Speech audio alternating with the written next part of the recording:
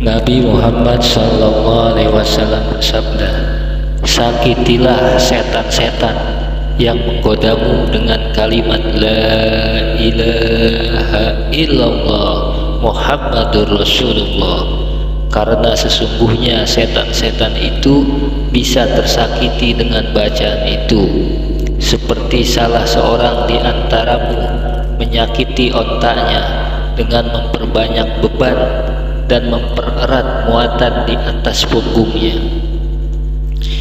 Wahai manusia, sakitilah setan-setan musuhmu dengan membaca La ilaha illallah secara ikhlas.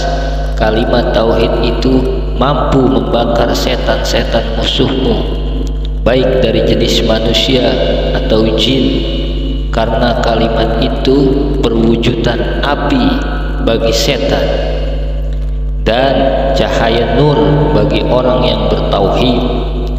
Bagaimana kamu berucap La ilaha illallah sedang dalam hatimu terdapat bermacam-macam Tuhan?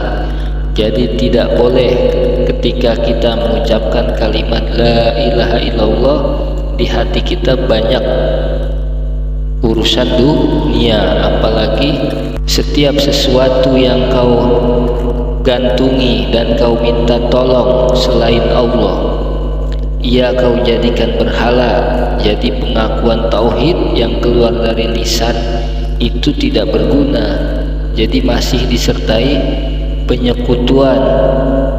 Jadi nggak mempan kalimat tauhid kita yang kita baca itu. Harusnya kalimat La ilaha illallah itu bisa membakar setan jika hati kita bersih dan kita ikhlas membacanya. Bersihkan dulu hati ya, agar ketika kita membaca kalimat La ilaha illallah bisa menyakiti setan-setan. Orang bertauhid itu menyakitkan setan, dan orang bersyirik disakiti oleh setan. Sedangkan ikhlas itu menjadi penguat ucapan dan perbuatan. Karena itu, jika perbuatan sunyi dari ikhlas berarti seperti kulit tanpa kerangka, dan kulit saja padahal tidak berguna kecuali untuk bahan bakar. Dengarkanlah, beramalah menurut ketentuan syariat yang sudah kita pelajari. Ini karena hal itu memadamkan api kerakusan dan membelah pengaduan jiwamu. Kamu jangan mendatangi tempat yang bisa menyalahkan tabiat, maksud tempat-tempat maksiat, tempat-tempat dugem, jangan didatengin jika keimanan tauhid kita masih lemah terhadap Allah Azza wa Jalla, karena bisa menghancurkan keimanan, menghancurkan bangunan agama dan keimanan. Bukan hanya ucapan orang-orang munafik. Tempat-tempat maksiat itu kan berkumpulnya tempat orang-orang munafik, orang-orang yang banyak melakukan maksiat kepada Allah. Jadi jangan bertempat di sana. Janganlah berdiam pada lintasan peranganan hingga makrifat jadi sesat. Jangan kebanyakan menghayal, lalu baik dan sehat jelas tampak olehmu. Tundukkanlah matamu dari perkara haram, tahanlah nafasmu dari syahwat, rangsanglah nafsumu pada makanan yang halal, pelihara batinmu dengan muqarabah kepada Allah dan mengikuti sunnah. Jika ini terjadi, sungguh pemikiran yang bersih terjadi atasmu, makrifat yang bersih juga akan kita dapatkan petunjuk dari Allah Subhanahu wa Ta'ala. Ma'rifatullah itu kan mendekat kepada Allah. Jika Allah membuka jalannya untuk kita, maka kita bisa mendekat kepadanya.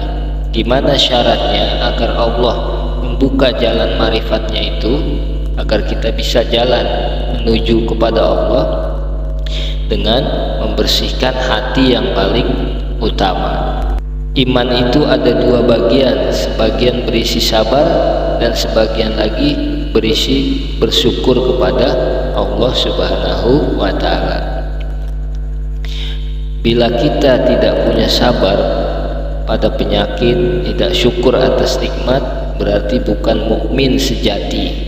Di antara kebenaran Islam, seseorang itu terletak dalam kepasrahan jiwanya. Wahai Allah, hidupkanlah hati kami dengan tawakal kepadamu. Itu berdoa seperti itu. Taat dan mengenangmu dengan mengikuti dan mengesahkanmu. Itu sering membaca Al-Quran dan mengikuti sunnah Nabi Muhammad Sallallahu Alaihi Wasallam. Orang zuhud di antaramu adalah para pencari akhirat.